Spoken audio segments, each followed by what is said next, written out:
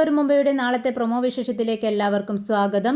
അപമാനം സഹിക്കാനാവാതെ അലീന കരഞ്ഞുകൊണ്ട് അവിടെ നിന്നും എല്ലാവരോടും യാത്ര പറഞ്ഞിറങ്ങുവാണ്.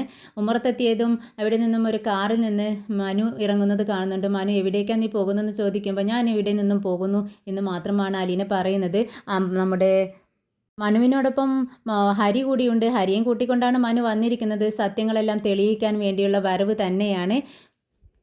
ഒരുപാട് കാര്യങ്ങൾ വൈജയന്തിനോട് ചോദിക്കുന്നുണ്ട്. പക്ഷെ വൈജയന്തിക്ക് ഒന്നിനും തന്നെ ആൻസർ ഇല്ല.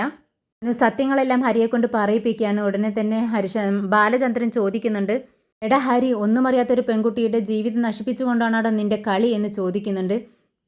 അനു അലീനയ്ക്ക് വേണ്ടി സംസാരിക്കുന്നത് വൈജയന്തിക്ക് ഒട്ടും തന്നെ ഇഷ്ടപ്പെടുന്നില്ല. നിന്റെ ആരാ അവളെന്ന് ചോദിക്കുമ്പോൾ എനിക്ക് അവളെ അറിയാമെന്നാണ് മനു പറയുന്നത്. വീണ്ടും എല്ലാവരോടും യാത്ര പറഞ്ഞ അലീന അവിടെ നിന്നും ഇറങ്ങുന്ന സമയത്ത് ബാലചന്ദ്രൻ അവളെ ആശ്വസിപ്പിക്കുന്നുണ്ട്.